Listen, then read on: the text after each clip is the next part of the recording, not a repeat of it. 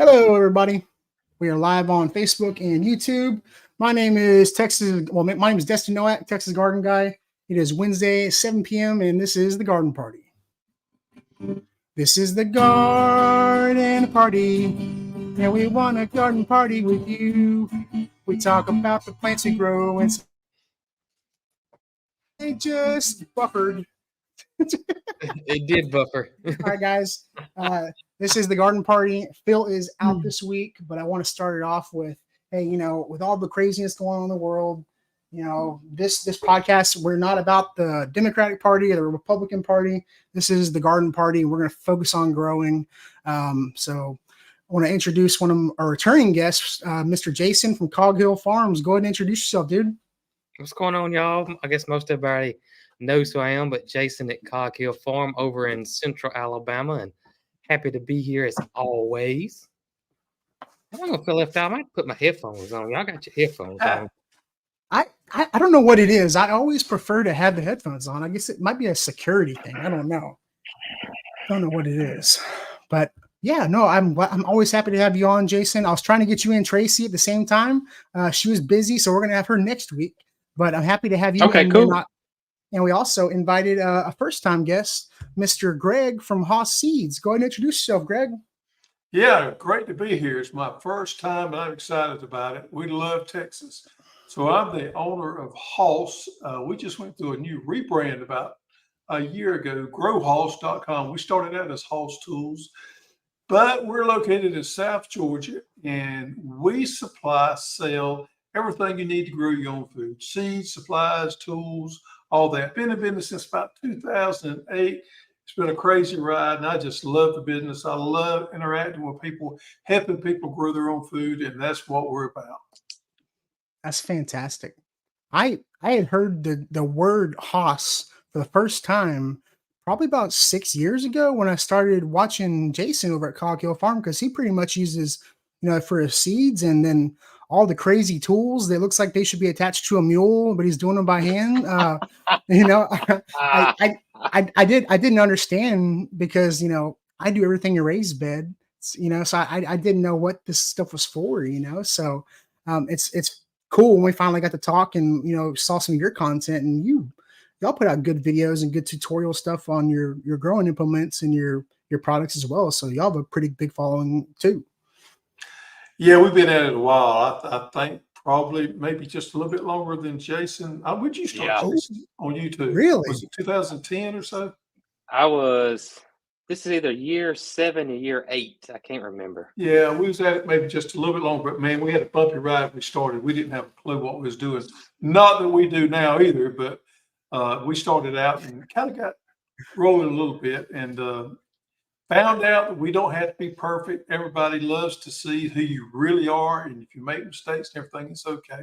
Once we embrace that and just, shot the video and really concentrated on putting out good content, started going from there. So I love doing it because we help people. I mean, there comes a time when you feel a little burnout sometimes, and that's when you get that email or that phone call from somebody. They tell you just how much you've helped them or meant to them, or help them through some kind of tough time.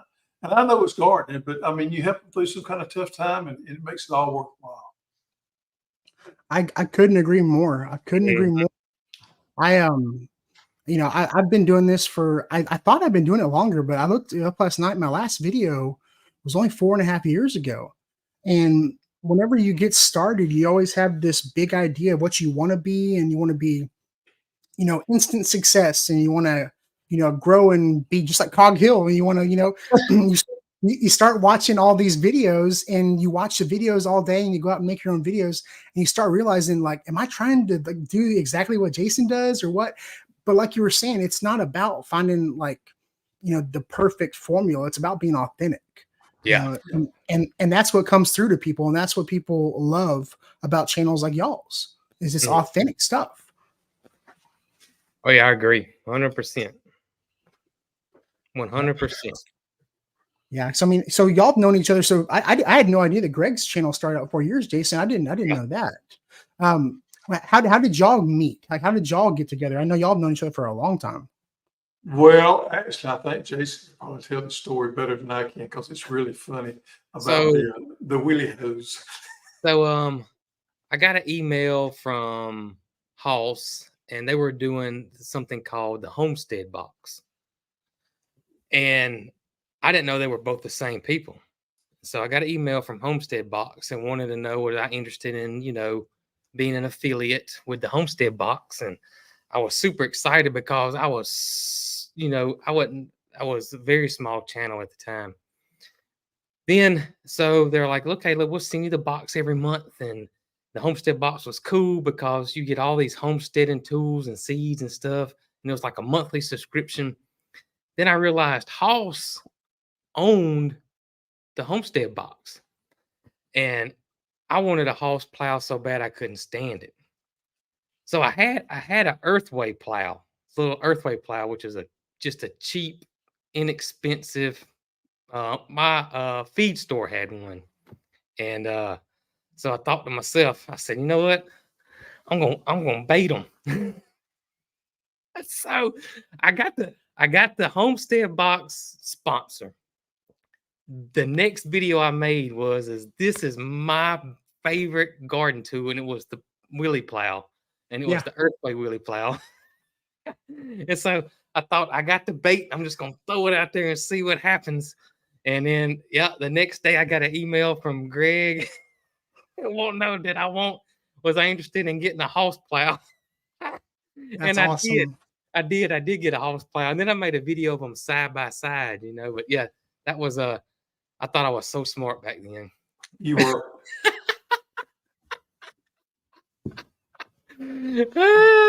Oh my goodness. But it's been a great relationship. It And has. one reason is because Jason was small, we were small, we was all scrambling to try to make it, and we kind of came through it together. So we kind of grew up together a little bit.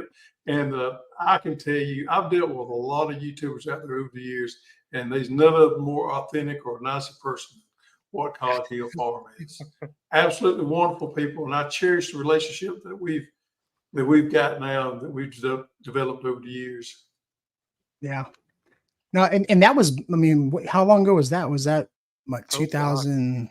That was probably 5 years ish, 6 years Oh ago. yeah, at least. Yeah. Yeah, and because I mean, brand ambassadorship wasn't as big as it is now. Like being like a brand ambassador, like being a brand partner. It was usually like someone from the company, and I think companies are taking really good advantage of that nowadays. And Hoss was probably one of the first ones within the gardening that was, Yeah, they were way ahead hey, of yeah, Oh, because Greg was way smarter than everybody else. He was way ahead of the game on We had to do something. that. well, because it's hard to get out there and make the content and exhibit it the way it needs to be, done. And then these companies have to pay for like marketing people and media people, and then you could save a lot of money by just sending the product out and say, hey, if you like the product, do a video, tag us on it, let's collaborate, let's do something, and that just works out for everybody. It's a win-win, and it's become how a lot of us get involved with companies now. It's really cool. Yeah. It's and to me, there's a lot of your big major companies don't do enough of it, honestly. They still do it the old school way. I think back when I was working at the dealership, and everybody was still doing yellow page ads, and I was like, man, we need to be doing Google ads and being on Facebook. And I had to tell the owner, I was like, look, I'm going to do a survey of the employees here and ask them, where do they get a phone number from? And of course, everybody Googled the phone number. Nobody used Yellow Pages. This was probably 10 years ago. So yeah, there's still a lot of big companies still do it the old fashioned way, I think. Miss out. Yeah, what makes it work well is when you can create that relationship with somebody. When you know if you've got a problem with a product that you're talking about and you're recommending, you want to know if they have a problem, they're going to take care of it for you. So when you create that relationship with the influencer is when it really works well. When you're just a number or a name, it don't work as well. But yeah, I agree. When you do have that face that you can pick up, call, and talk to, if you do have any issue, you can work out. That's when it's really nice on Mhm. both sides. Yep, No, absolutely. for sure. And then like, going back to what Jason was saying about, the authenticness, like, we only want to push out. We only want to tell our viewers, products that we actually like, the stuff we use. And Yeah. so, that it's so important because if you start selling out and, selling products that aren't good quality, aren't affordable, all this crazy stuff, then your following is going to be like, well, why is he just trying to sell me? Why is he just being an advertisement or a commercial for this company? Yep. You know, it's, it needs to be a quality product. And I've had people send me stuff and I was like, I can't do anything. I can't do a video with this. This is not good. Several times because I mean, and I sometimes I need to use it for a couple months before I share it too. So it goes to show you like that quality works and the word of Haas is spread. Now there's quite a few YouTubers and influencers use the Haas. I see a lot of people using Haas, especially in when I was over in Alabama for the Great Fall Garden Festival, and everybody was a Haas grower. See, I'm buffering again. And then I spoke to Greg, and he was telling me that actually Texas is one of his biggest customers. I had no Texas idea. Texas is the largest state as far as sales goes. I attribute it to two different things. A lot of people garden in Texas and the mere size of Texas. Yeah, but when we look at our sales numbers, Texas is right there at the top. And believe it or not, Alabama is too. And this is what's funny about Alabama. A few years ago, it got cool to garden. It was a cool thing to do. You grow your own food. But in Alabama, that's not the cool thing. It's heritage. People still grow a garden in Alabama because they want things to eat. You ride around in the state of Alabama, you see a lot of backyard A vegetable lot gardens. of them. Probably per capita more in Alabama than any other state, I would venture to say. Wow. And Yeah. I will speak. I'll speak from experience. The fast food was terrible in Alabama. The best food I had was that dinner that Greg paid for at the event. That was the best food I had the entire trip. It was good, but like I would stop at a certain place and get a burger or whatever. And I was like, oh, this tastes funky. I don't know what's going on over here in Alabama. Yeah. No offense to Alabama folks, but yeah, the homegrown stuff probably tastes a lot better. We're used to the meat and threes down here. Yeah, no, it was cool though. I know you were supposed to be there, Greg. I know your father passed away, so sorry to hear about that. Yeah. Um, Yeah, we made it the last couple of years. Well, I know we made it last year. We always enjoy it. It's a wonderful event to attend, and we get to hang out with our friends, and we get to see our people. So it's always a great time. yeah, it becomes like a family. When I was meeting some of the folks, and they all. It was a little different because I come from like a gardening background, and I think most of like Jason's the folks who were there were more homesteader, and you wouldn't think it's like a different like crowd, but it kind of is a little bit. Same thing when you like I got some buddies that are farming content creators, and the farming crowd's different than the gardening crowd. Like it's way different. The audiences are totally different. They did. So it was different, but like y'all's group is like a family. Like y'all's that whole festival, like y'all knew each other. Y'all all knew each other. Like it was really cool, and I can tell everybody looks forward to those events every year. Oh yeah. It's a tight knit bunch too. It really is. Yeah, it makes me want to. We're gonna plan actually to. I've had so much fun doing the nursery tours. I think I did 8 different nurseries, including Petals. And so in the spring, we planned. My wife's a teacher, so we're planning on her spring break. We're gonna get in the truck and we're gonna drive until we hit the Atlantic Ocean pretty much, and pick nurseries and do video tours the whole way through, and then go a little bit north and make our way back. March will still be a little bit early, but we're just gonna film content for a week and just make a road trip out. It's gonna be so much fun. Yeah, you got to come by here. Yeah, I will definitely. definitely. Yeah. Oh, definitely. Awesome. Yeah, for sure. No, I had so much fun. I was going to ask, Greg, how did everything get started? Like, how did you build Haas? Like, where did the idea come from? And, what does it take to, it's got to be crazy running a seed company. It's got to be wild. Well, we started as a tool company back in about 2008. So that was probably the big time where everything was coming in from China. I got frustrated with the fact that everything I bought was a throwaway. When it tore up, you threw it away. It was very cheap. It was just didn't have any structure to it. So I started looking on eBay, and I would start buying my gardening tools off of eBay, used old gardening tools that was really made well. Yeah. And I was sharing some of this with, some of my friends, and they said, where can I get that at? And we noticed there was a real short supply of these quality type tools. So that's when we started reverse engineering some of these old heirloom tools out there. And our number one, our moat, as you might say, is our wheel hoe, which is a re-engineered Planet Junior. Planet Junior was around from, I think, 1895 to 1967 for a long time, and made quality garden tools. So we took their product, reverse engineered it, made a couple little tweaks to it to make it better.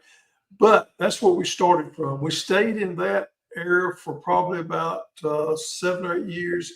And then we seen that our customers were needing other things besides just tools. And we thought we had the expertise to offer that. So then we started adding supplies, fertilizers, pest control, and then seeds. So we've been in the seeds business, I think, since about 2018, somewhere there, maybe 2017.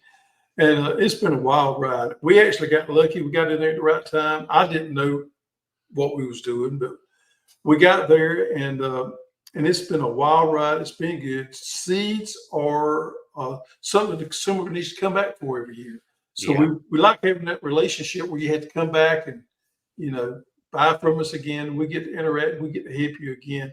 So it all works well, when you bring it all together with the tools, supplies, seeds, and the content to go along with it. So we give you instructions on how to use these plants and these tools.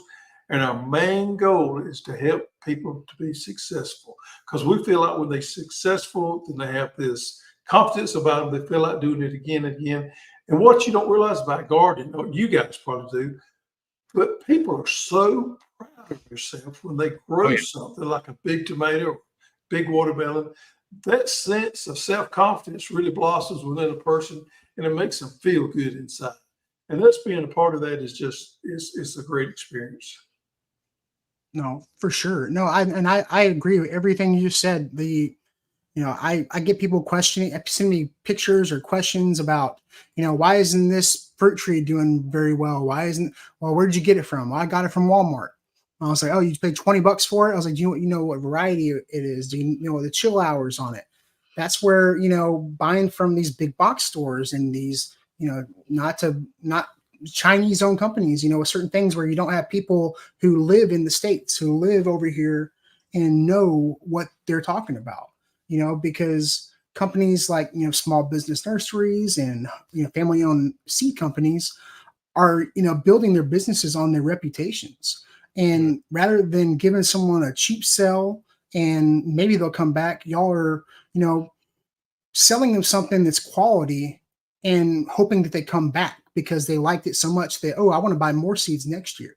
I want to keep coming back, and y'all built that reputation now where it's kind of people are strictly Haas people, Well, it goes back to this. And I had this conversation today with a customer. When you see a company that's got a passion for the industry, it makes a huge amount of difference. We'll give you a prime example of this. At Pedals to the Past, Jason and his dad have a intense passion for the industry and for what they do. I mean, the money's nice, don't get me wrong. And then we have to have money to make things to ball go around. But their main goal is their passion for helping people grow things. And when you see that right there, that's the difference between somebody that's really wanting you to be successful and somebody just after your pocketbook. That's right. 100%. That's right. That's not come at Pedals. They offer those free classes almost. It's close to every week, but 1 or 2 a month throughout the entire year, completely free. Yeah. Real. A lot of nurseries are using that model as well too. They're offering classes. They're bringing in local, gardening content creators, garden experts, the ag extensions, the county agents, master gardeners to hold classes. And it's the smart ones are doing it, and it's working. I've heard from a bunch of I've done, I did 20 nursery events this year, 20 or 30 events this year. It's been insane. And all of them were telling me, like, with it being an election year, business has kind of been down. People aren't buying as many plants as they used to. But when they have these events and they bring people in and do like classes and stuff, people always show up because they don't charge for these classes. So people will come in and they might buy a couple tomato plants here and there. They might buy one fruit tree, but like adding the expertise, adding a great experience. I even tell people, people go to Buc-ee's, the gas station, because probably the number one reason I go to a Buc-ee's because they always have a clean bathroom. And so I tell nurseries is like, that's the first thing if you want people to come back to your nursery, have number one, have a clean bathroom. But then number two, offer these free classes and do these events, and it'll draw people in. It's so nice. Yep. It's so beneficial to them too. I agree 100%. And have a open policy. I know Jason, his dad, every time I go over there, I need to usually see Jason about something, and I got to get in line. And that's almost every time I go to Petals. I mean, there's going to be 5, 6, 7 people in front of me wanting to know a garden question, which I got probably a totally different question for him. And it's like that almost every time. Yeah, no, for sure. And I met Jason and his dad, and they're super nice and knowledgeable. And I think his dad was from A&M, right?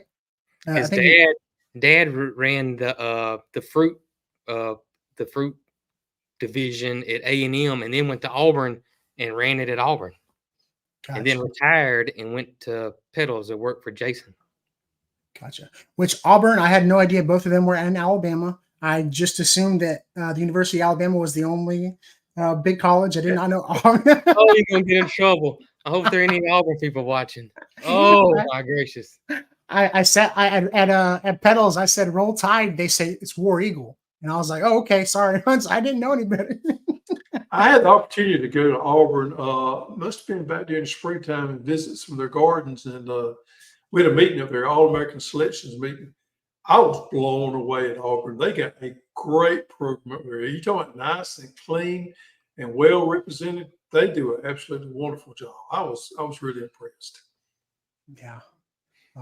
Any opportunity I get to go to one of the colleges, and I went to it's the Department of Plant Pathology here at the Texas A&M. I got to go to like the plant clinic, and not only do they do like people with sick plants or some kind of illness, they can send in samples and they can test them.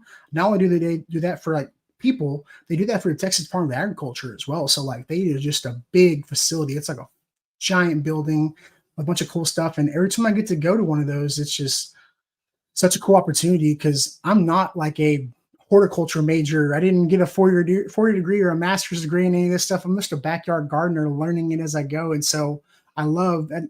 That's when having people on this podcast has been great because I brought in a bunch of people who have their master's degree, their doctors and stuff like that. And it's been so nice to hear that expertise, and going to those colleges is so beneficial.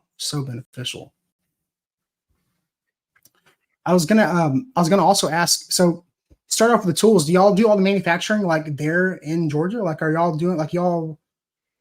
We manufacture a lot of our parts here in Georgia. I have the Amish up in Ohio, in Holmes County, Ohio, that makes the parts for us. Primarily, I'd say 90% of all our components are made in Georgia and Ohio, where the Amish are at. And then we bring them in here. We do the assembly here at our warehouse. Someone's asking, Haas, can we order online for your business? Yes, it's growhaas.com, right? That's the website? Yep, absolutely. Here we go. And if you Google Haas Tools or whatever, it still comes up. It will. Yeah, it still comes up. Let's see. Got some questions in here. Still come up. Look, I got a question that came up on my live stream yesterday.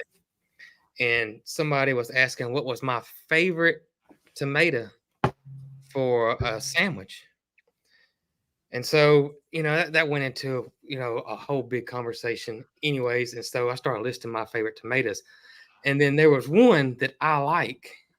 And then I said, I remember several years ago, it may have been 5 years ago, on the Host's live show, Greg said he ain't like this tomato. And so everybody said, I got to ask Greg, does he still feel the same way about this tomato? And that is the mortgage lifter.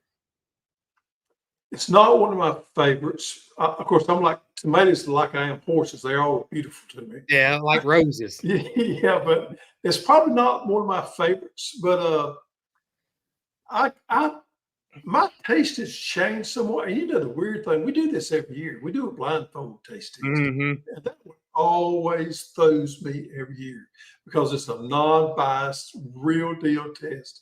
But the mortgage lifter very well next year may do well. Who knows?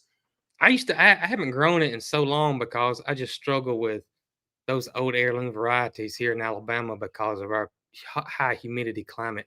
But this year or next year, I think I'm going to try to grow the mortgage lifter. I just remember loving it, but my experience with them though is terrible blight.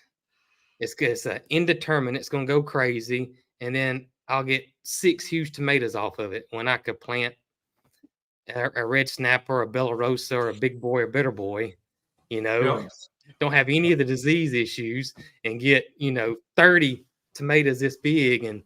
But I'm gonna try the mortgage lifter because I remember that was my favorite tomato. I even liked it better than the Cherokee Purple, which some people probably get upset about that, and those hardcore tomato folks. But I Yeah. love the mortgage lifter. Most there's a people. cla- Go ahead. Go ahead. There's Go a ahead. Go class ahead. of tomatoes that's coming out now that the breeders are called heirloom marriages. And this is starting to become a big thing. What they do is they take heirlooms and they're taking hybrids with good disease resistance and breeding them together. But they're really controlling the breeding part so that they still get that heirloom look, they get that heirloom taste, but they get the disease resistance into that heirloom so people can grow them more. A couple of them that come to mind is Pink Delicious, which is a good one. Pink Delicious is a pink tomato, but it looks just like the old time heirlooms. It is an indeterminate, Jason, but it does have pretty good disease resistance.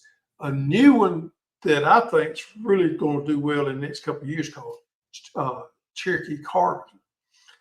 And that's one that I'm going to grow this coming year. That's a great one right there. Carbon tomato, which I'm not real familiar with, and then they put the Cherokee in there, and that's a good mix right there. So I'm excited about that. The reviews I've seen on it's been good. There's some more out there, but that's the two I'm the most familiar with. Is those two. And by the way, Bella Rose is going by the wayside. Really? Yep. Really? Mm-hmm. I'm kind of sad. They made it for I don't know, like 3 or 4 years. Yeah, the thing about Bella Rosa, it was the first one that came out that had good disease resistance. It tasted good. Yeah. And the breeder is putting us back a good bit of seed because they know it's one of our best sellers. So we will probably have seeds longer than anybody else, but it is going away. That's interesting. Wow. That kind of reminds me of the collard greens. It's top chop now, but what was the one before that was so good that I love so much? But what was the one you were talking? What was the one you were talking about, Greg? Cherokee yeah. Which one you? The So heirloom marriage or? You said Cherokee what? Cherokee Carbon, I believe is the name of it. It's probably on our last. There it is, right there. Yep. Yeah, that's going to be a good one right there, I think. I had to try it. Looks good. Yeah, I've never even grown the purple tomatoes. I've never grown the Cherokee Purple. Most people swear by it though. I've never grown it. Yeah, those purple tomatoes are awesome. Yeah, they're good. Really. Yeah. I got some more questions in here. See, Blue Sage, Mr. Greg, what is the best way for a home gardener to store seeds, and how long are they good for? That's a great question. Man, I get that one all the time. Yeah. The reality is some seeds store better than others. The rule of thumb is anything with a high oil content, and I'm going to give you examples of that.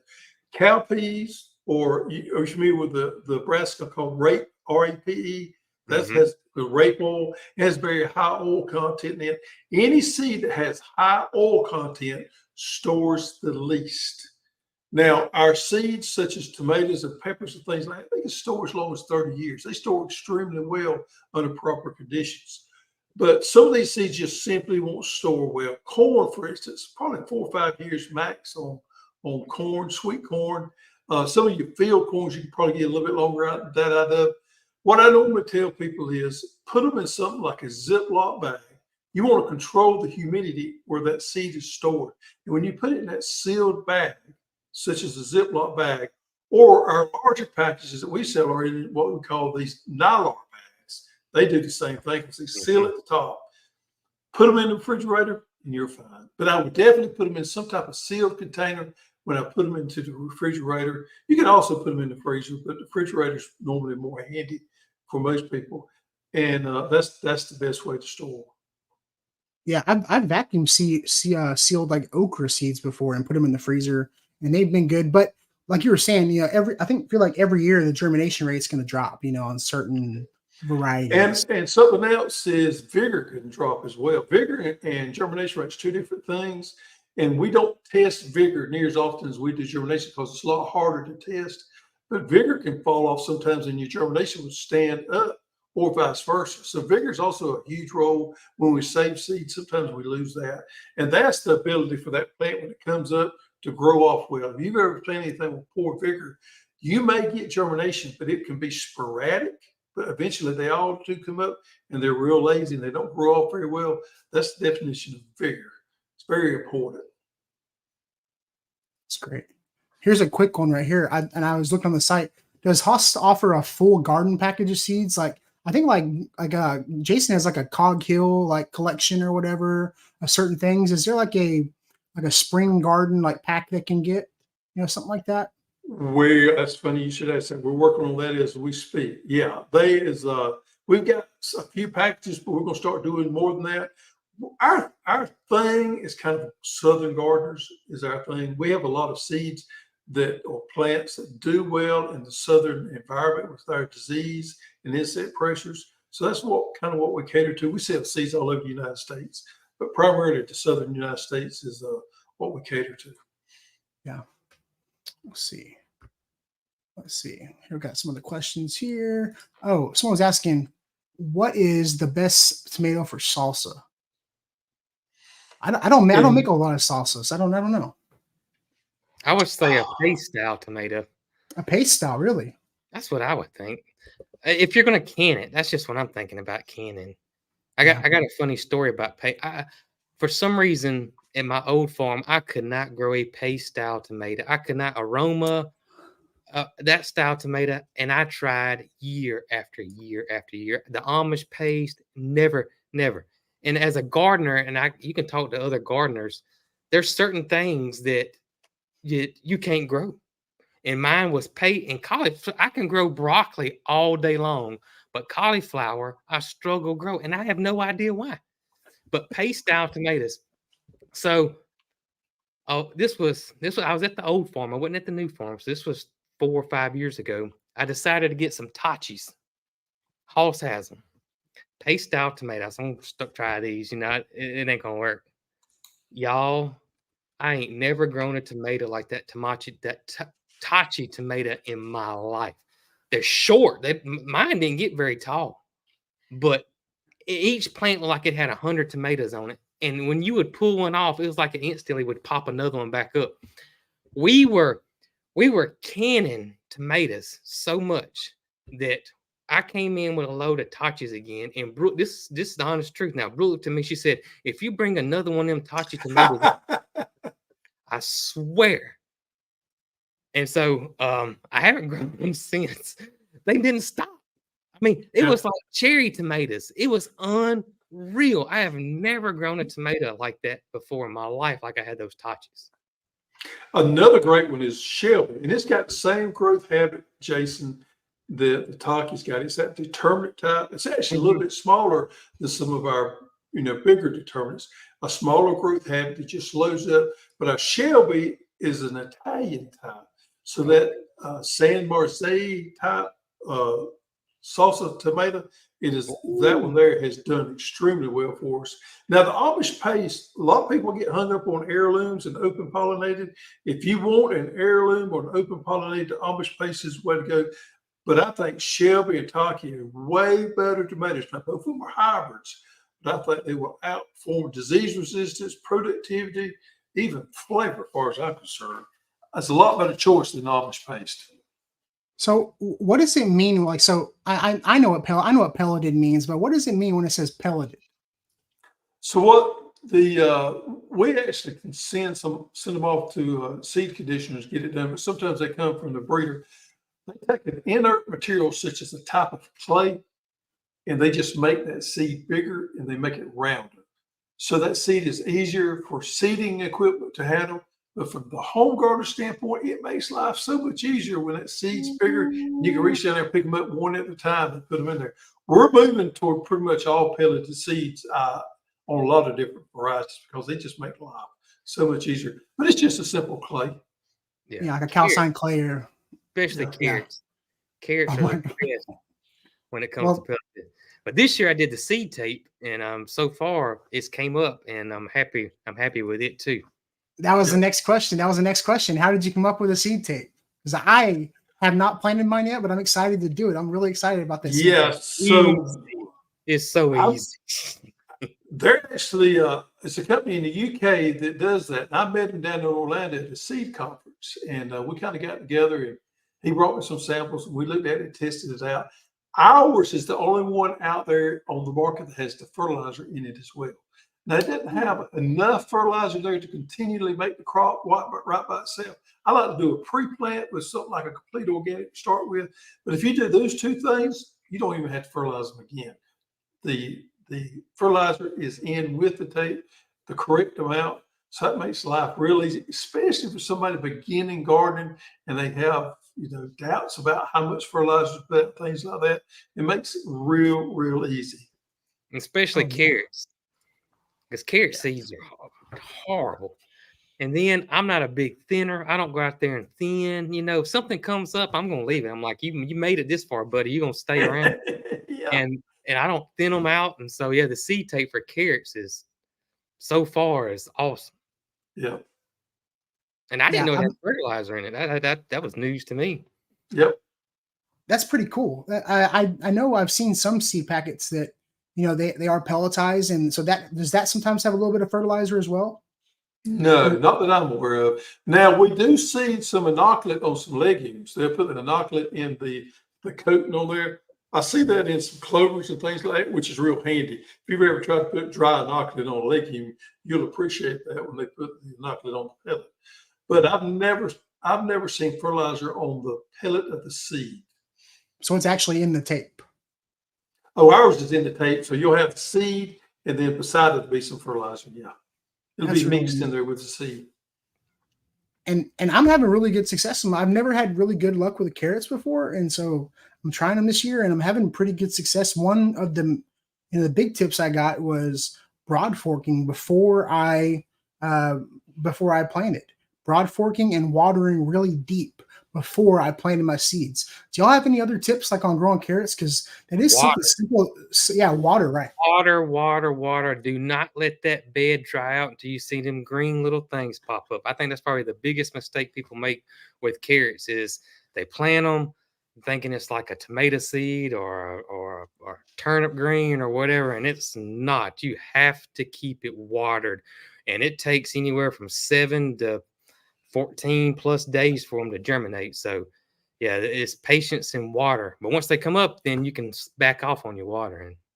Yeah, also high organic soils. And I think it's one reason people in raised beds are so much more, I say raised beds and containers, so much more successful growing carrots.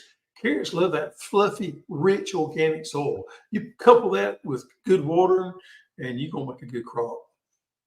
Yeah, And I think here in the South is the time to plant carrots.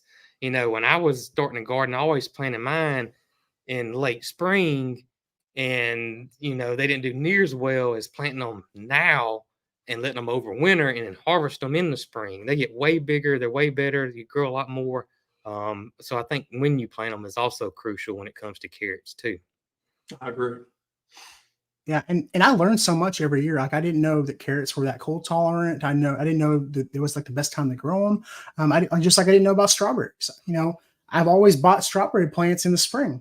Here in Onions. Houston. Yeah, Onions. yeah. I used to plant onions always in the spring, and they never did anything. They would get this big. I mean, they just never did anything. And I think onions is one thing that people always plant in the wrong time and the wrong variety, because a lot of people don't know you got long day midday, and short day onions too. And most everybody probably goes and thinks of onions, they're going to the feed store and buy that little bundle of onions with a rubber band around it. They don't know what variety it is. They have no idea what day onion it is. And most of the time they're put out in the spring.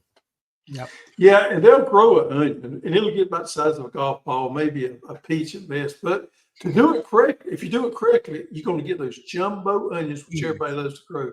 And I tell people this right here: onions are one of the easiest things to grow if you follow the simple instructions. It is You'll do shocking. that. Absolutely You'll do that. shocking.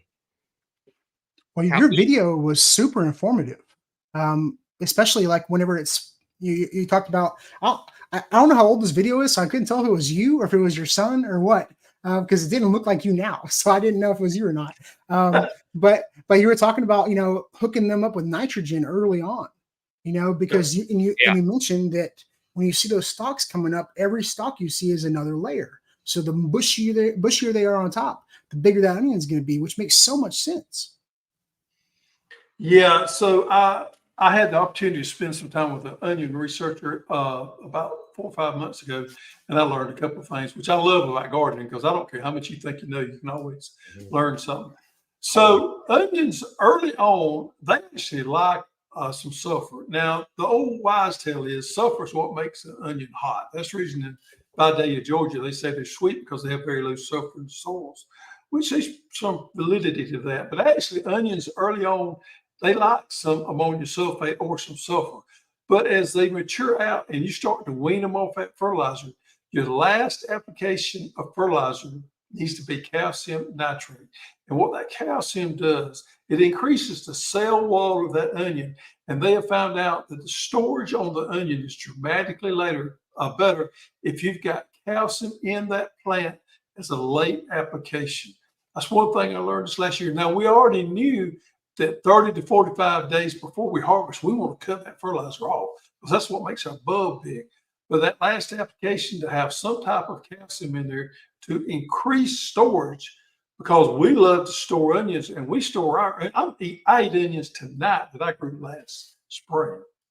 So having a good storage onion is wonderful, and to be able to add that calcium to increase that was enlightening to me. I tell you what, that was enlightening to me with onions is that how easy they are to grow by seed. I mean, onions are so easy. I think they're very intimidating, and that seed's teeny tiny, and it's one of the easiest things. That's one thing that out of everything I grow, onions, I seem to grow them better. They're huge, they're massive, and you grow them now, you don't have to worry about weeds. They don't have hardly any pests. I don't know, they're just fun and so easy to grow when you do it right. I mean, it is, and it's, I don't know, it's very rewarding in the spring when you start pulling them up and they're like this big, and then they store forever. Yeah. So the weird thing is, here in Georgia, we have the Vidalia onion, which everybody over here thinks is crazy about. Well, the Vidalia onion back in the day was a flat type onion. We call those the Grand X type. The Grand X type onion is always a flat onion. Well, we always thought if you got a sweet onion, you had to buy a flat onion. Well, Texas, on the other hand, is known for growing sweet onions as well. But everybody in Texas wants a grand onion, a round onion there. And it's just amazing to me how we think that things different. Now, that's changed somewhat in the last few years. We're growing round grano type onions in Vidalia now, and probably somebody in Texas growing some Grand X type. I still think when I go to the grocery store, if I got to buy an onion, I want to buy a flat onion, because I think I got to get a flat onion. But people in Texas prefer a round type onion. I don't know about Alabama, Jason, but people in Georgia want that flat onion. I don't think it matters here. I really don't. I don't think there's a difference, or I don't know. I don't know of anybody that says either way. Honestly, they all smell the same. Texas, that's right. The Texas is a lot more popular. The Texas round type is a lot more popular than the flat type. And that one's isn't it called a Texas sweet? Is that what the name of that onion is? There is some out there, Texas 1015, which is the plant we're selling this year. And then there's a Texas Legend.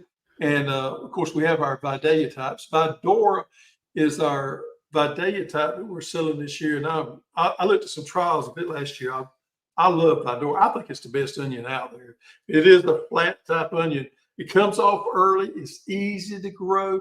And us as home gardeners, we like for it to mature out early so we can flip it, put something else in there. We don't want our onions hanging around in the springtime. We want to get through with them. And that's what I love about Vidor, but it's also probably one of the easiest onions to grow. And it makes a big onion and it stores well. And that's everything we're looking for in an onion. Well, and that's what I had thought about, because me and my wife are literally driving to one of my meetups, and we're talking, and I was thinking about onions, and I was like 10-15. I was like, does that mean you're supposed to plant it in October 15th? Does that mean that's when you're supposed to plant it? And I did some research, and I actually talked to a Galveston County master gardener at the meetup, and he's like, yeah, that does mean 10-15 if you're going to plant them from seed. He goes, that's when you want to plant them. He goes, if you're going to plant them from sets where they already got the green on them, you can wait till the spring or something. That's what he was basically saying. So the 10-15. No, you need to plant those. You need to plant those in the fall. Now you can plant them all the way up into January. Most people don't understand that. Really? The short day onions, November is our heat of the moment for short day onions, but you can plant them in December and all the way up in January. The problem with short day onions and plant them in the springtime is they won't get very big, because the bulbing process of an onion is triggered by the amount of hours in a day. So if you plant them in the springtime, you're going to mess all that up. When we plant them now in November and we grow that top off real good, and when it gets to that point, what we call the bulbing process for us, it's normally around the end of February. When we get to that point, the amount of daytime in the day is perfect to trigger that onion to bulb. We cut fertilizer off in about 30-35 days. We got big old jumbo onions. So you can plant short day onions in the spring. You're just not going to make that huge onion. Okay, that makes sense. That makes sense. Oh, yeah, and I was going to ask you, will you talk about the difference between short day, long day? There's an intermediate or something like that. Is there one that doesn't matter? It doesn't matter as much as like a hybrid or something, or what does that mean? No, it's actually, we got a chart on our website in the Onion Growing Guide that shows that. But the short day onions is for us people in the deep south, and then the intermediate day, which Jason calls it the midday, which I like that, is for the middle part of the country. And then we have those long days, and I'm going to tell you an onion that you'll probably recommend, the Walla Walla onion, that is a long day type. This is for the extreme north part of the United States. So it's pretty much by region. Now, that being said, some of them do overlap a little bit. So if you're on that line, you can probably get by with planting either one. It's not exact science to that map there. That's just a good idea of what type onion you need to plant in your area. Now, intermediate days, you want to plant those in early spring. The long day type onions, you want to plant those in spring, say March or April. Intermediate days, you can probably get by planting those toward the middle of February. And you can continue to plant them on up into March. That's really cool. Y'all's site has got a lot of reference information. It's got a lot of like good info on here. That's awesome. Yep. That's great. No, I'm excited. I've never had luck. Never had much luck with onions. Like I was saying before we started, I'm on a 32nd of an acre with about 15 raised beds in my backyard. So my space is very limited.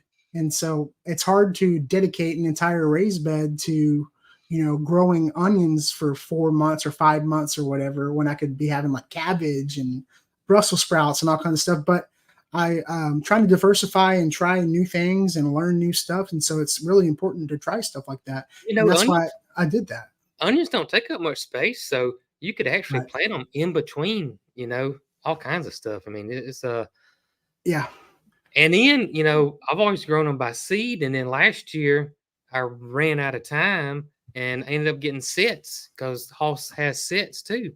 And they did just as well as me starting from seed. Oh, that's awesome. Mm-hmm. No, that's really cool. What is spooning? Is it spooning onions? Is that what they call it? Where you do the top, like there's people that do, there's people that don't, right? Where you like show the top of the onion. Is it called spooning? I don't know what it's called. That's a new one on me too. But I do move the dirt, which I think, you don't have to, but it's just been habit for me, because I just move the dirt out of the way. But I don't think you have to, do you, Greg?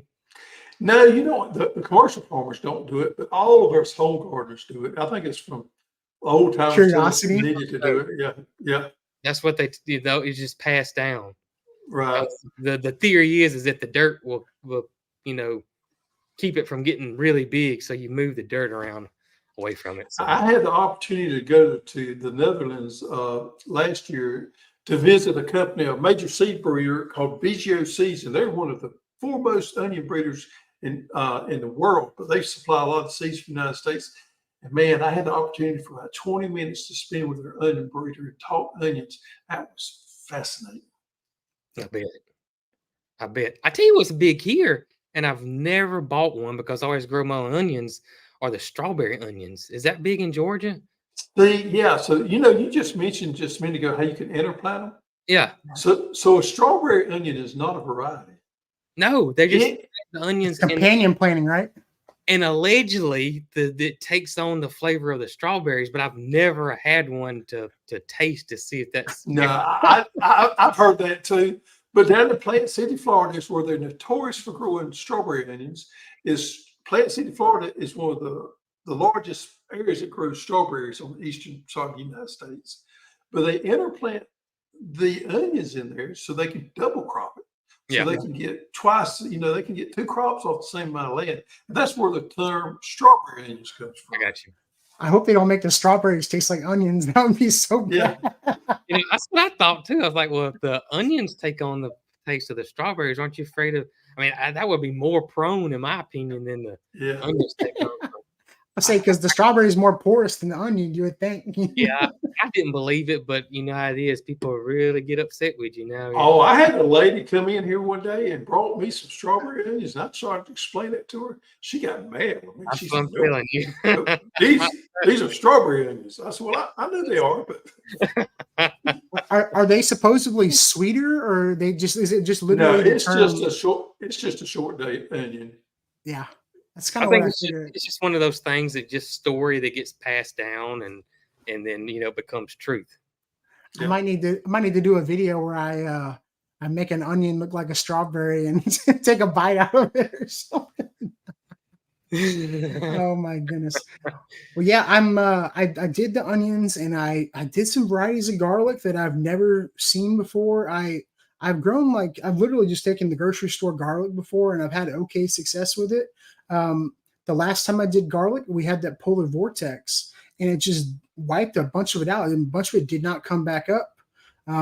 So this year I was like, well, we've been having colder and colder winters. Why not try, some hardneck varieties and just see how they do? The only one I don't have coming up is the chestnut red, the Viola Francis, and the Texas Rose, and I got 6 different varieties, including the elephant garlic that I got from you, Greg. It's coming up, and I'm doing really well. But like the same thing with that onion line, there's a garlic line too with like the hard neck and soft neck, right? It's a certain, like the Mason-Dixon line. That's where you kind of cut off. There's a lot of different garlics out there. There's even a black one I would love to get my hands on. I don't do. I'm in the deep south. I don't know where you at as far as you draw the line at. Jason's above me, but I'm about an hour above Tallahassee, Florida. So we're in the deep, deep south, and we do not do good with hard neck and soft neck garlics. Now I can grow a couple of the hard necks. The soft necks is pretty much all for me. It's really dependent on how much cold weather we get. We have a mild winter or a hard winter. We have a hard winter, they seem to do a little bit better. But I'm always growing elephant garlic because I know I can be successful with it. Any of the other garlics, it's a gamble with me. And I've done some extensive trials with garlic over the years, and it's always just a big gamble whether I'm going to make anything or not, as far as the hard neck or the soft neck. However, the hard neck is better suited for the deep south. I've had trouble too. That's why I only grow elephant garlic. But I've had people, Tracy's grown different garlics before. And then I had a fan of the channel who I didn't know was one of Brooks Fran's husband. And he grew an unbelievable, both hard neck and soft neck when he was in Auburn, which is a little bit north of us, but not too bad. And I was shocked, but he could have a microclimate. It could be his house is facing and the sun's coming off of. I mean, it could be anything. Yeah, to me, though, elephant garlic is a no-brainer, honestly, especially if you're in the South, because it's Yeah. technically not a garlic. It's actually a Right. leaf. That's really cool. Now Yeah, the it has cloves are more of a- huge. They're It does. It has huge. more of a milder flavor than some of your It does have garlic. an outer flavor, and it keeps forever. I mean, it does. keeps forever. We'll cut the tops off, and Brooke stores it in a brown paper sack and sticks it in a cabinet and shuts the door, and it'll last all year long. Yeah, that elephant garlic is huge too. The last time I did it, we had that polar vortex come through, and I didn't know how to cure it. I didn't know as much as I know now. You know, that was like probably 3 or 4 years ago. And I looked up a recipe, and instead of curing it, I looked up a recipe for pickling garlic. And when they say like pickling garlic, you make like a solution. And from what it was telling me is that like the garlic itself isn't actually getting pickled, that the oils in the clove of the garlic won't let the vinegar penetrate it, but it will preserve it. And what was really interesting is it turned some of the garlic blue Yeah. and some of the garlic pink based on Yep. like the pH. It was really interesting. It was really I've cool. used it in pickles before, making homemade pickles, and then the garlic will change colors on you. Yep.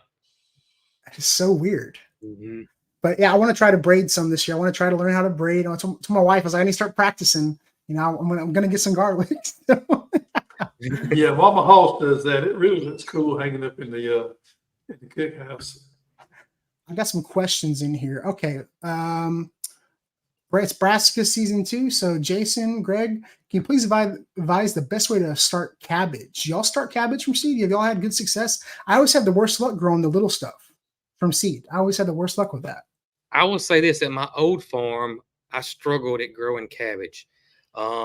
This year, I got starts from Halstead cabbage, and with this warm fall we've had, y'all, my cabbage is like this, and it's starting to head on up. And all I did was just put a pre-fertilizer down, the organic fertilizer, and that's all I've done to it. I haven't done anything else to it besides keep it watered because it's been so dry here. I'll probably run some water soluble fertilizer through my drip irrigation the next time I water. But I've done it both ways. I started from seeds and it's done well. And my biggest problem in my old farm was getting it to head. And I think it was a fertilizer issue on my part. That's what I was doing something wrong there. Probably not enough nitrogen, I'm reckon. But Greg can probably tell you that. You know, cabbage, what most people don't understand, it takes a lot of fertility, way more than you think it does. For me, any of the brassicas, cabbage, any of those are extremely easy to start from seed. I can normally grow from seed to plant in about 4 weeks, but now I got a controlled environment in my greenhouse. We started selling plants in the fall. We're probably going to start selling them, offering them in the spring more as well for people that just don't have the ability to grow them. But for me, all of those, broccoli, cauliflower, cabbage, all those are easy to grow from seeds. They're small seeds, so it's kind of hard to get one per sale in there. If you get more than one, go back and thin it out. But the main thing with these small seeds is you don't cover them very much. What I find some people do is they cover the seeds too much and they won't come up. The rule of thumb is you don't want to plant a seed much deeper than what actually width of the seed is. Maybe 1 to 2 times that. But you don't want to plant these small seeds very deep at all. Shallow, and just cover them up a little bit, keep them wet, and they'll come up. Yeah. Now I've had the best success when I have done brassicas like that outside. Like people think that they need to grow like fall stuff under the grow lights and indoors. I think it's best to, especially here in Houston, because it's still pretty warm. Going from indoors to outdoors, you know, the transition is rough unless you're kind of heading them off early in the morning, you know, and kind of transitioning them. But the best light is sunlight. I mean, it doesn't matter how good your grow lights are, sunlight's going to do way better. And then I've even seen where people do like a thin layer of like vermiculite on top of the seeds, then doing the soil that's even lighter. It helps them with the germination process a little bit better. Perlite is probably more popular than vermiculite is. Yeah, I've done it both ways. I like it either way. Just if I can't catch the perlite on sale, I'll just use regular, just in my soil. But perlite does work better. Yeah. And y'all sell a seed starting mix, right, Greg? We do, and I'm actually working on our own brand of mix now. We hope to have it in a couple months. What's going to be different about that one? It's got a starter charge in it, so it's got enough fertilizer to get the plant started real well. So we're hoping to have that out by January or so. Yeah, But we do sell like a regular seed start mix. Yeah, it's so crucial that time. Like, you know, people want to start fertilizing real early on the stuff. Like I usually wait. I use a real low nitrogen liquid fertilizer. It's more of like a seaweed kelp liquid, kind of get them going. But I don't put any like actual, you know, fertilizer or granular stuff to put them out in the beds. But having like a little bit of a boost in the seed starting mix will be nice. Like something mild, but it'll feed it really well. I tell you what I like to do with my seeds is that I have the 5-gallon bucket, and then I'll take a water soluble fertilizer, either the 20 or anything like that, and you know, do it for 5 gallons and get that little brass siphon hose or attachment that and then I hook it to my water because I got to water my seeds anyways. And so it automatically is putting a micro dose of fertilizer on your seeds. And it's easy because you got to water anyways. And so that works out really well for me. Is that how that thing? I saw the ad for that. I didn't know what it was. I didn't know how it works. Is that what it is? It's like a mix, like a certain ratio. Yeah. It just, and it's micro. I mean, it's so you don't have to worry about burning your plants. So it's, I mean, if you put way too much fertilizer in your bucket, you would, but I just mix it for 5 gallons. You know, if I got a 5-gallon bucket, I'll just mix it for whatever the package says for 5 gallons. And then it's going to dilute that even more because it's mixing it with the water coming through your water hose. Yeah, it mixes at 16-to-1 ratio. Yeah. Oh, good. Okay, cool. Yeah, that's that should be fun. Yeah, always follow. People always see my videos and I'm not exactly measuring fertilizer and stuff out. And they ask me, how much should I use? Read the directions on the bottle. Don't do what I do. Read the directions on the bottle. I'm more of a salt bay. I just kind of throw a little bit of spice in there and good to go. I'm not the best measurer. Oh my goodness. Let's see what we got here. Haley, do you have any secrets for destroying fire ant colonies? That's also safe for applying on plants. This constant battle with them is getting really old. Yeah, it's a war as old as mankind, right? You know, there used to be a YouTuber. He passed away a few years ago. Greg, you may remember him. I don't know, the old Alabama gardener. Do you remember him? Yep, I do. He had, and it's on his YouTube channel. It's still up, and he was awesome. And he had a homemade ant killer that was with some type of orange mix. Orange oil. I guess that's what it was. And he had it on there, and he swore by it. But now there's some organic stuff called Step Out, Step Back, Get Back. You got it on your site, Greg. Yeah, I'm trying to find it. It's Stand Back or something like that. But I've never tried the old Alabama gardener's fire ant killer, but he used to use it around his plants all the time. I use it too. Knock on wood, I haven't had a huge fire ant problem, which sounds crazy in Alabama, but I really haven't in my garden. So there's a product called Come and Get It. Come and Get It. Yep. So what it is they take something like corn cob, ground corn cob, which is what we call the attractant. That's what attracts the ant to it. And they incorporate a chemical called spinosad. Spinosad is an organic compound. And the ant eats the corn cob bait impregnated with spinosad, and it doesn't kill the ant immediately. It carries it back to the colony. And what your goal is to kill the queen to eliminate the colony. So that ant goes back and feeds it to the queen, and she dies. Therefore, you have colony collapse. Now, it's safe and it's an organic product. There's a couple of caveats to use it to make it work good. Number one is you can't be in no hurry. This could be a 1 to 2 day thing after you apply it when that colony collapse. So you're not going to get instant revenge of going out and seeing a bunch of dead ants. Another thing too is this is a bait formulation, and you're better off to put it out in the middle of the day when the sun is out, when the ants are foraging. So if you put it out on a rainy, overcast day, they may not go out there and get it, and that bait will go bad. And once you open this bag, I always tell people go ahead and use it all up because it can go rancid with that bait in there. This is a great product. It's a safe product, especially using the vegetable garden. And you just got to use it correctly. Yeah, I've seen the Fertilome stuff. Y'all are all about the Fertilome stuff. That's all I saw over there in Alabama. I was like, Fertilome, Fertilome, Fertilome. I was like, wow, Yeah. that's all. They must be local in that area. But I was gonna say I've seen this one. I have not tried it yet. I might have to give this one a try. I don't think the fire ant war is something I'll ever win. I always tell people like, yeah, fire ants are terrible. But they also do some cool stuff too. Like, if you've ever had like a pot with a plant in it and it was full of fire ants and you go and dig it up and, put something on it to kill them and then go back and feel that soil. It's so nice and silky and smooth. So it's kind of like, I have tried the orange oil. There's a company, Medina, makes an organic orange oil. You can get it like at Home Depot or you can get it online or whatever. And it's the same stuff you would use like clean wooden furniture and stuff. Yeah, that's what the old Alabama gardener he would use, and I remember that video. It looked like it killed him instantly.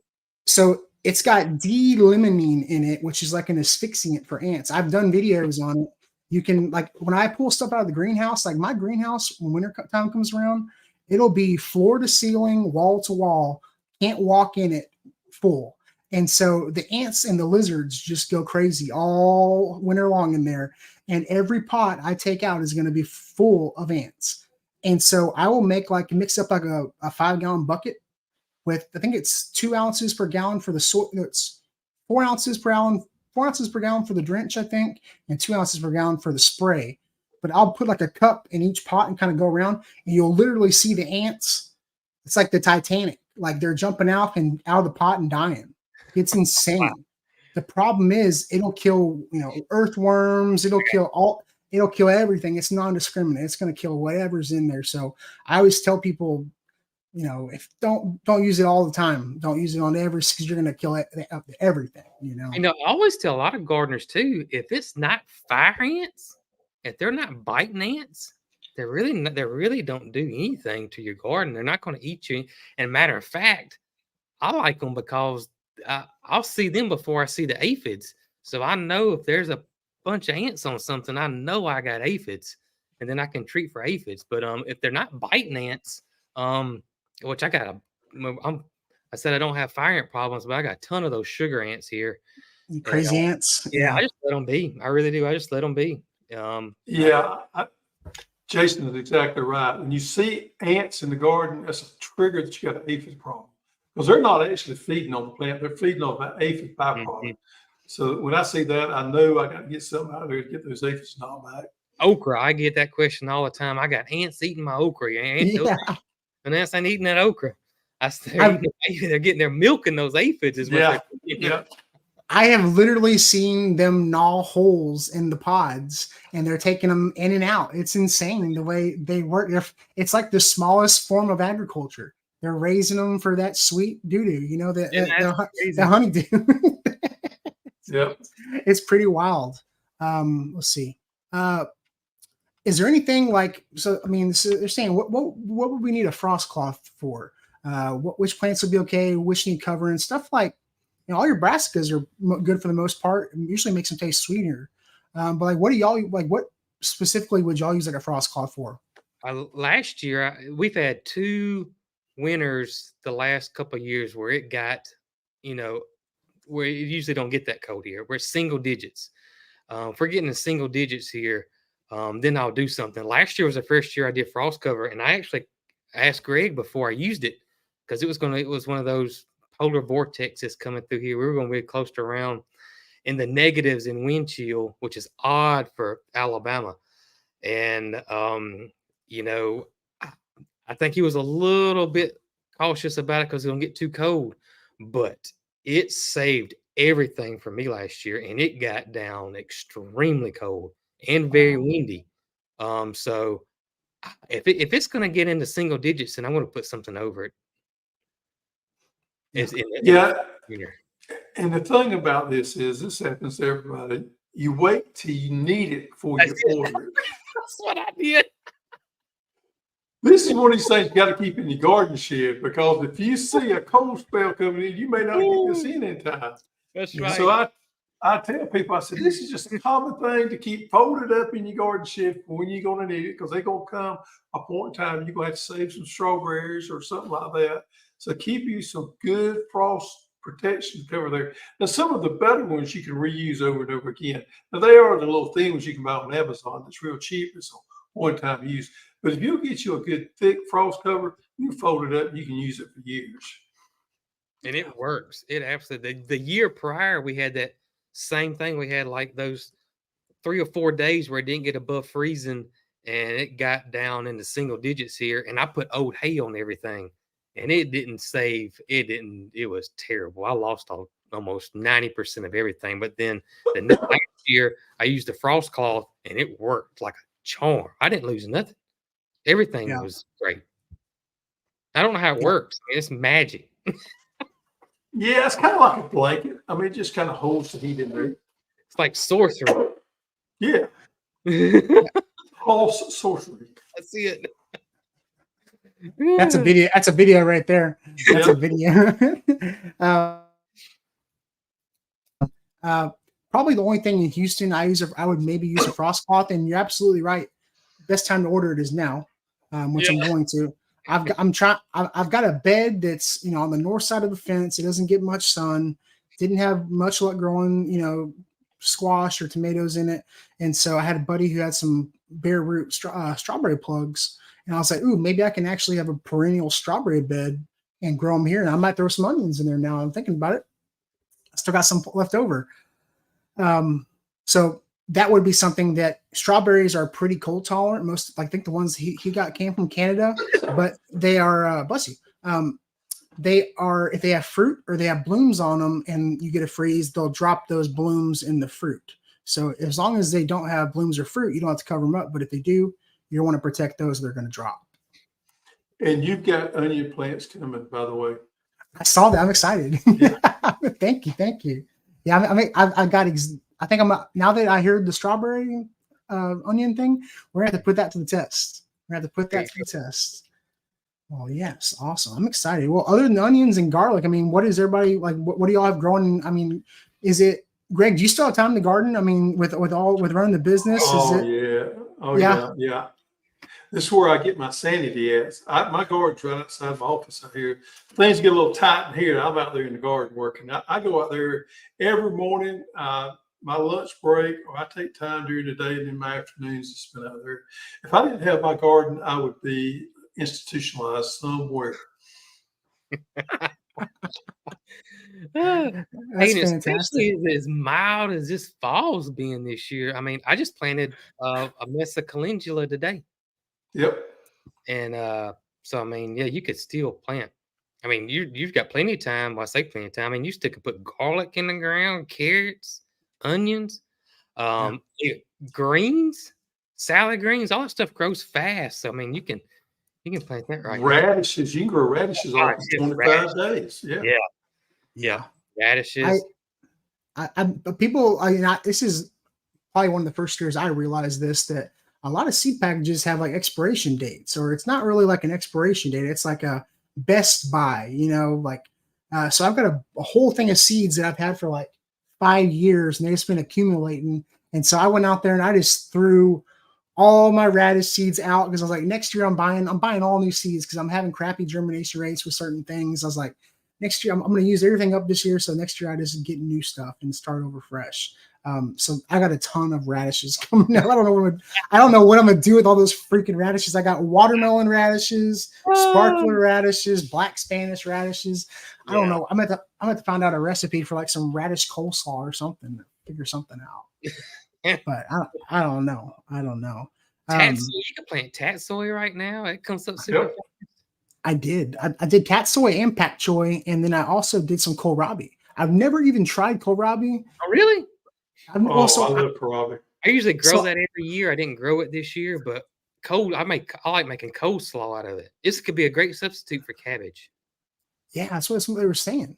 Mm-hmm. Well, and I grew up such a picky eater. Like I didn't even like ketchup on my hamburger. And so like since I started gardening and growing my own stuff, I've been trying different things and eating. I always say, if I'm going to grow it, I'm going to eat it. I'm going to try it. If I don't like it, that's fine. My wife likes it. My dad likes it.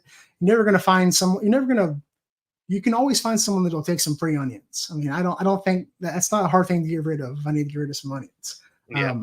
But the kohlrabi is one of them I always seen. I was like, oh, I need to figure out how to try this and eat it. And so, And there's some varieties. I think we got one that comes off in 45 days. They quick. Some Oh, of them are really? quicker than others. We got one called Quick Start. I believe it's 45 days. That's That's I'm talking about from fast. the time you seed it. Yeah. Yeah. Yeah, that's the I'm- green, or I guess it's not the purple one. No, it's I not. don't Yeah, I had a lot better luck growing the green one versus the purple one. I don't know why, but I've never had a very successful or hit or miss with the purple one versus the other one was almost foolproof. And the same thing with broccoli versus cauliflower. It's weird. Yeah. I can grow broccoli all day long and struggle with cauliflower. I got to tell y'all something you got to try. So they started coming out with these sprouting broccolis. You told These me I've things seen you talk about it. off the chain. There's some purples and there's some greens out there. Man, these things, eating them raw or as a stir fry, it's the bomb. I gotta try them. Really? I'm going to look that up. What about Brussels sprouts? Y'all grow you got I could literally eat Brussels sprouts with every meal. I love Brussels sprouts. I don't like cabbage. I love it's so weird. I It's like so them, but weird. it's hard for me to grow them. It just didn't get cold enough for me. Well, for me, it just takes so long. They That take too, forever. You have to grow like a couple dozen to make it worth it. It seems like. Mhm. I got a good many planted right now, but I tell people growing Brussels sprout is not for somebody that lacks patience. It takes a long time, and you got to baby them things. And I love them, I do, but it's probably one of the things that stresses me out the most is growing Brussels sprouts. Do you go out there and you harvest them all at once, or do you go out there like me and you pick a couple at a time? We'll pick some. We'll do it both ways. We'll pick some, and there at the end, we'll just go ahead and cut them all off and that harvest them.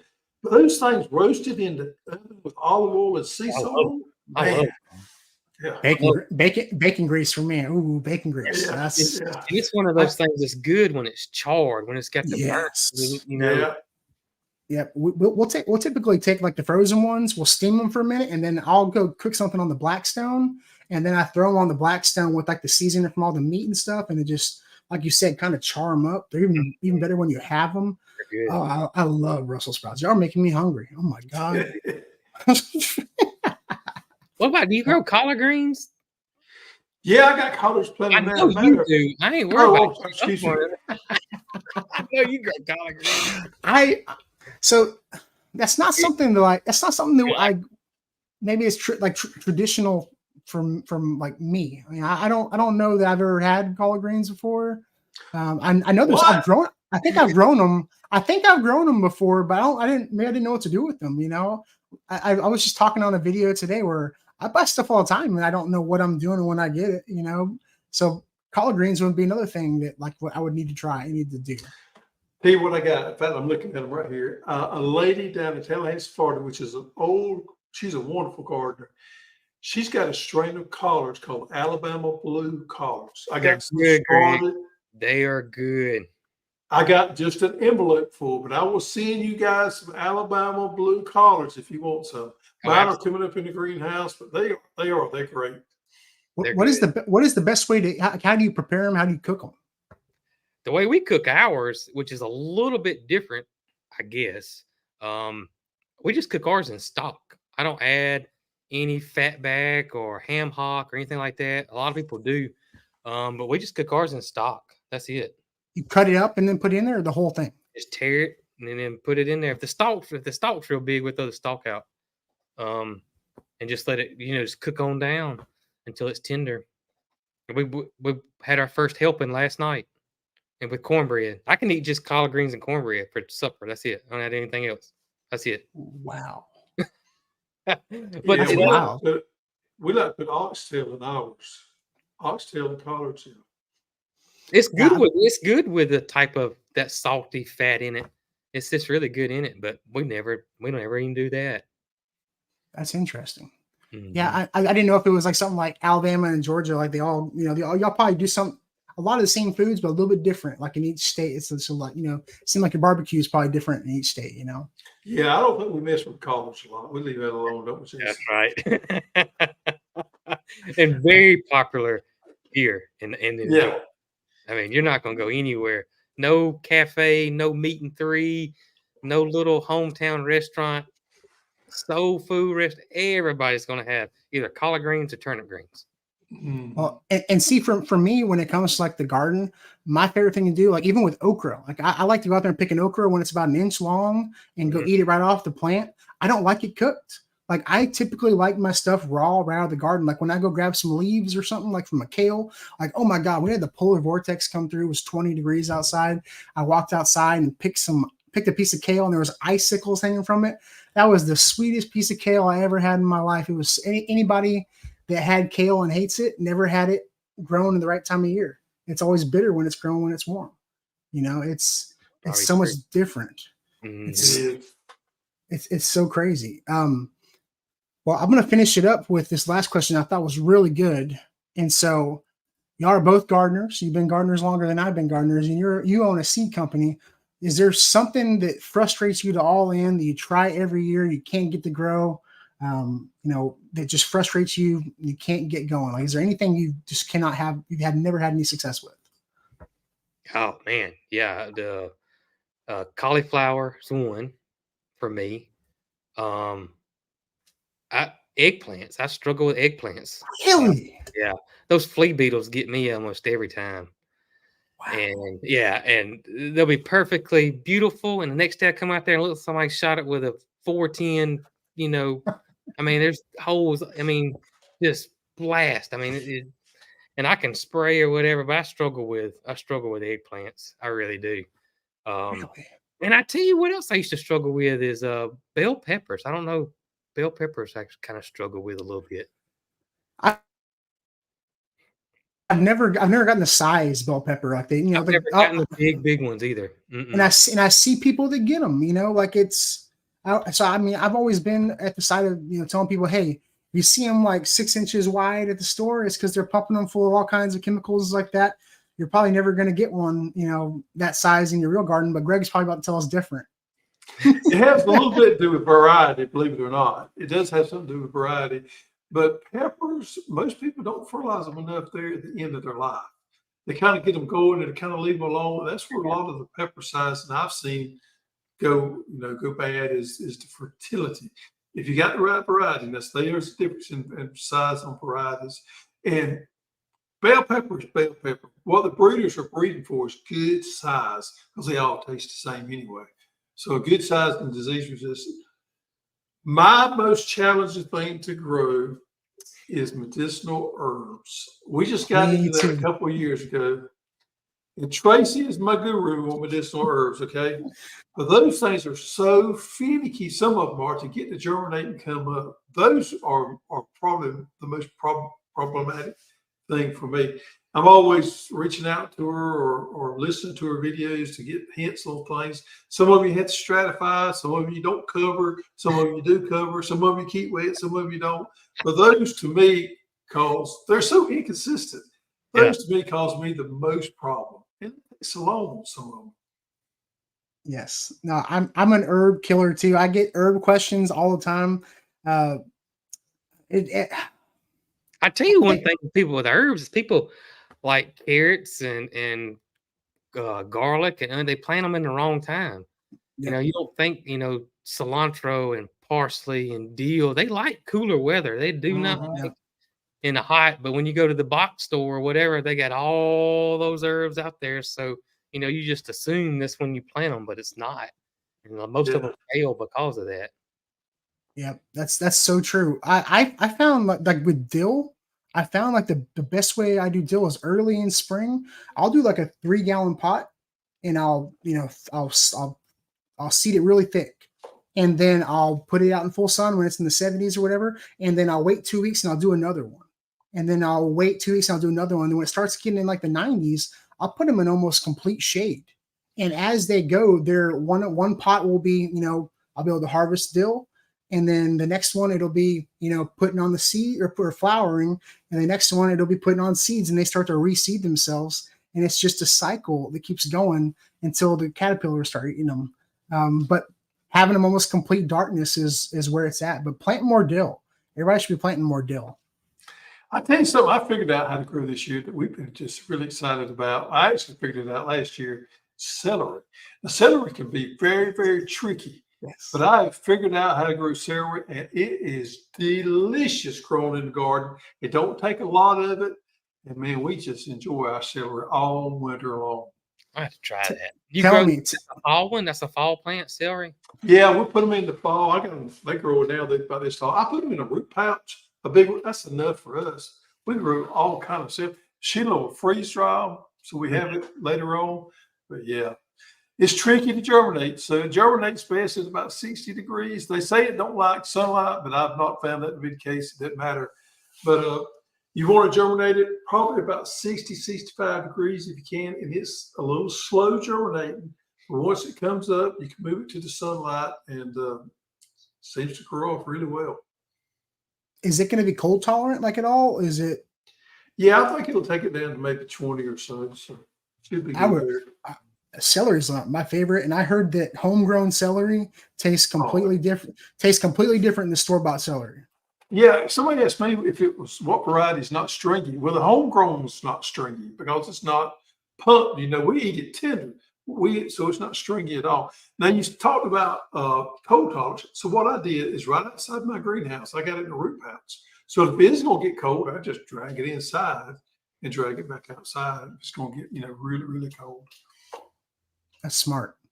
I'm gonna need to try some because that's one thing I've always wanted to grow. I've always tried, but hearing you say like 60 is starting to cool down this week, and might be a good time to put some celery. I mean, just because it's cooling down doesn't mean this is the best time of year to garden. People think they're like, Oh, yeah, yes. just like in the spring, they think it's the best time to buy a tree and plant a tree. Right now is the best time to get a tree and plant a tree in Texas. I mean, Yeah. especially because these nurseries are trying to get rid of them so they don't got to store them all winter, and they can get new stock in. So they're looking to move these trees, and it's going to have a lot better time, overwintering, building the root system over winter, and then it would be in the spring when it comes into summer and it's 100 degrees a month after you planted it.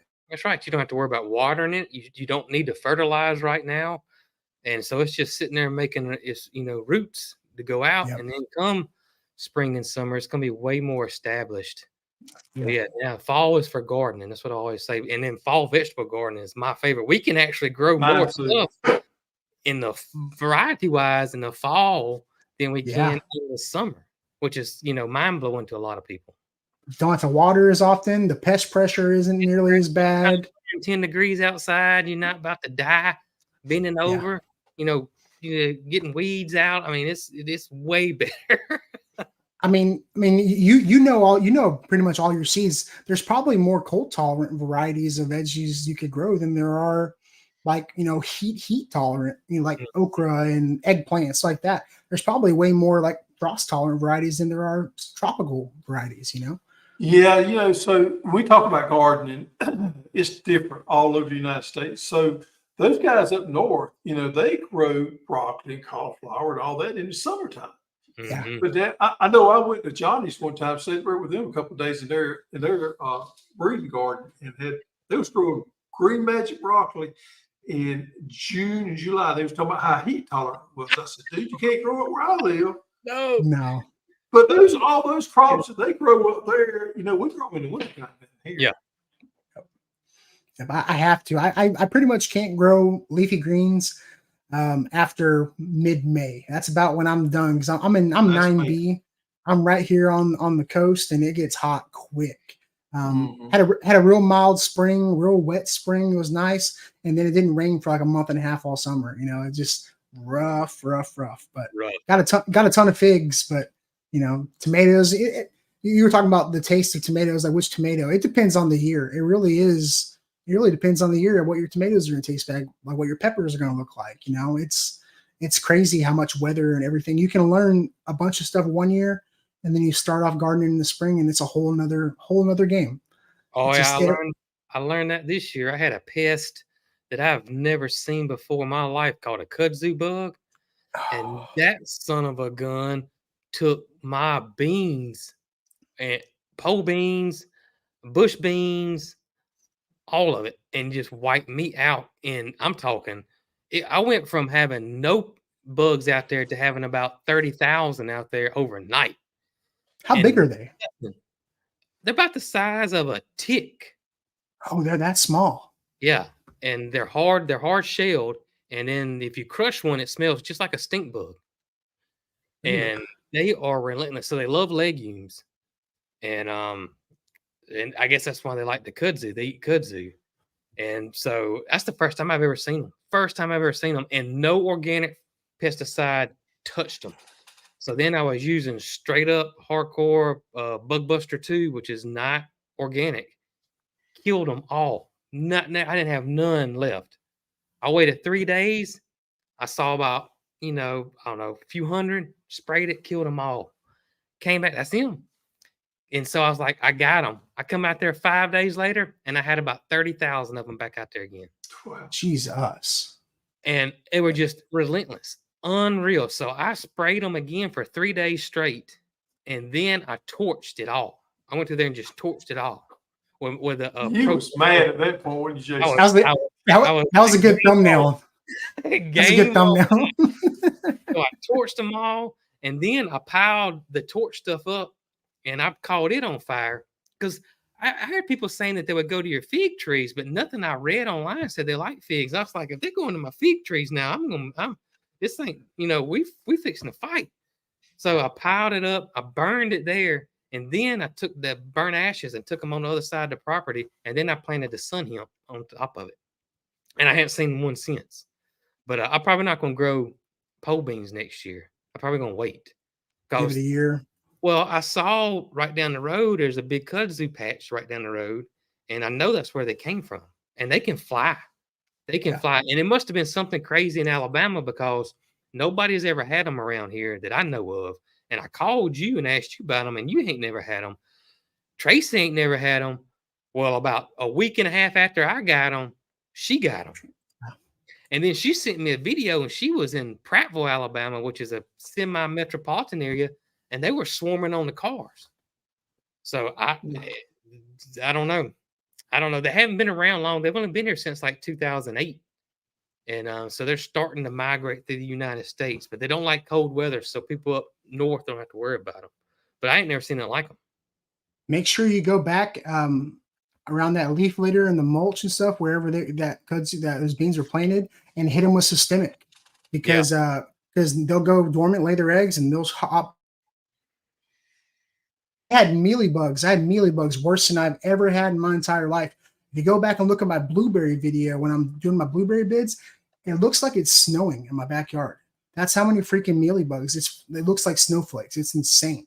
And I tried. I had a misidentification problem. I thought they were woolly aphids. I thought that they were something else, and I never had an issue with mealybugs.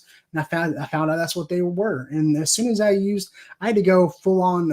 And I'm not organic. I tell people this. I try to be as organic as I possibly can. But whether it's me or my veggies, I'm gonna stay with my veggies.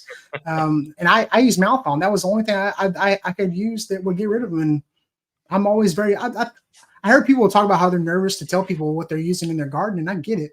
But like I always try to be as open and honest about that. And I had to hit it with Malthon to kill that stuff.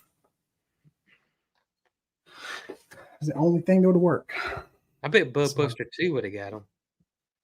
I may have to give that a try next time. Yeah, any of those pyrethroids work pretty good. The synthetic pyrethroids work pretty good. We're coming out with we got a new one coming out in January. It's supposed to be a little bit better. Excited about that. Yeah, because I tried triple action. I tried pyrethrin and just wasn't working on the mealybugs. And I had to. I tried everything I could, and I could not get rid of them. But hopefully, I'm gonna hit them back with some systemic this fall, this winter. Go back and hit those beds and everything with it, just to be safe, because nothing comes up. Because I lost 3 or 4 hibiscus plants, and they were actually on my figs. They were spread to everything. It was nuts. My Texas sage, those mallows, those Turk's caps I got you, they were on those. Yeah. Those survived though. Yeah. So wow. Anything in the mallow family, they're going to go after. It's pretty wild. Sapsuckers love mallows. Speaking of the mallet family, y'all, we got a new hibiscus I grew this year that I'm so excited about called St. Kitts. I don't know if anybody else has got it. I talked to the lady again in Tallahassee that got me these seeds to trial. It's out of the Caribbean island of St. Kitts. These calyxes are huge. But what's great about this roselle is it's not daylight sensitive. It matures out on days to maturity. So everybody in the state of Alabama and Georgia and Texas, if they plant them at the right time, can make a crop of roselle. And these calyxes are big. We're growing a seed crop of those. I got 2 or 3 more people growing a seed crop for, so we're excited about that one for next year. I need to do a video on it. I've never seen calyxes as big as what these are. Huge. Really? Mm-hmm. Wow. That's pretty wild. I've got it right here. Looks like they mix. It's so funny when you go to like the Caribbean and stuff. They make soda flavors out of stuff like this. Yep. So the Thigh Red is the common variety that we used to sell. That just about everybody sells. Mhm. It has a smaller calyx to it. The problem with it matures out on day length, the daylight and the length of the day, and we'll lose a crop about every other year. They just won't mature out by the time we Really? get a frost. This Kitts variety is the bomb.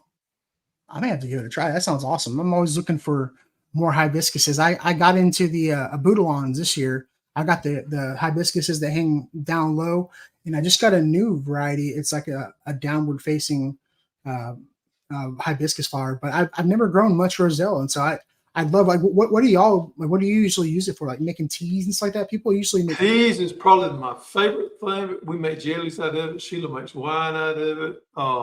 Ooh. I don't know what else she does. She just harvested a bunch of it a couple of days ago, freeze dried it. She makes medicinal things out of it. She does all kinds of stuff with it.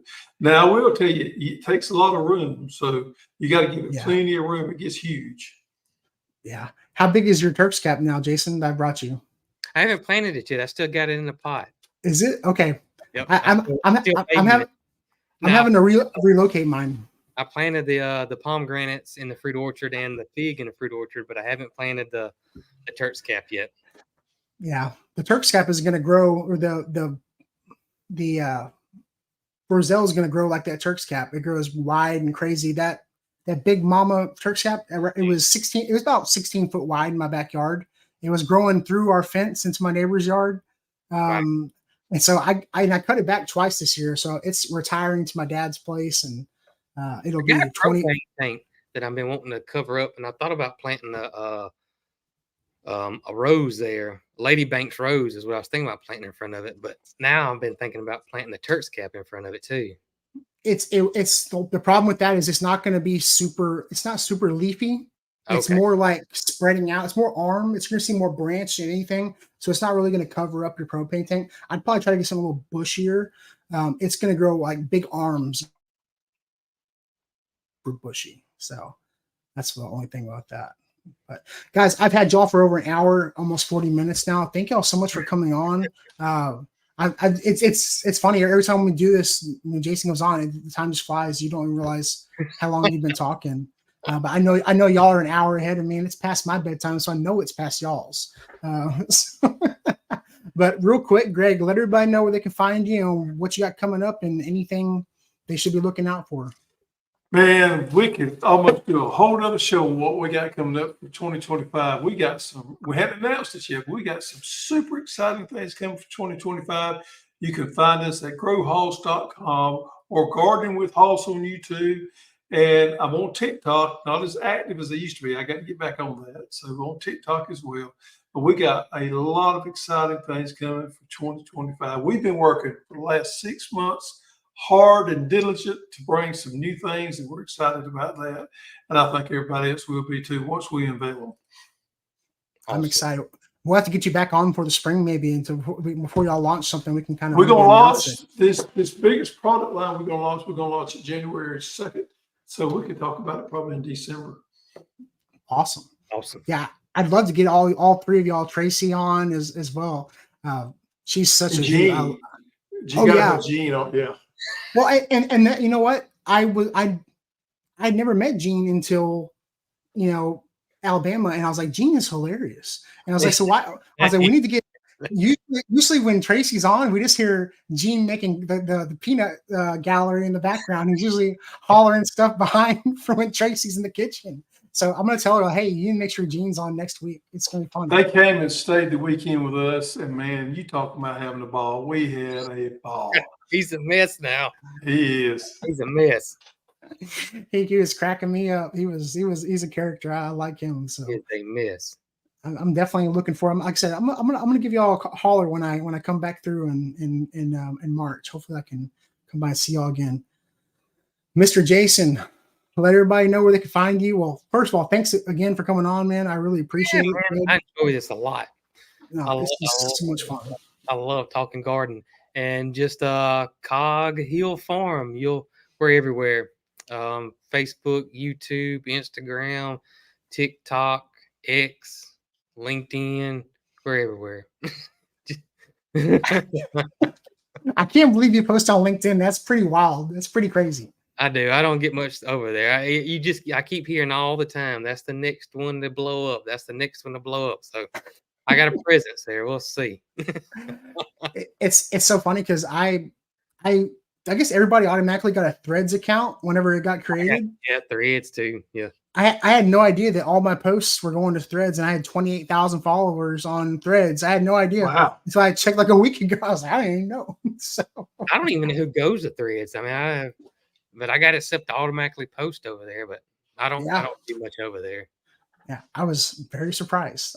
Surprised. So, well, it's always a pleasure having y'all on. I promise Phil will be here next year or next week. Or Phil will be here next time. Phil will be on next time.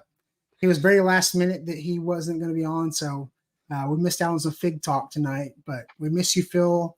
My configliere, the garden party. He will be on next week with us and Des and Tracy. So that's gonna be so much fun. And I will make a note and tell her to bring Gene on. So thank y'all so much for hanging out in the comment section. Make sure to go follow. Make sure to go follow Haas. Make sure to go follow Cog Hill. And we'll see you next week. Thank y'all so much again, and we'll holler at y'all next week.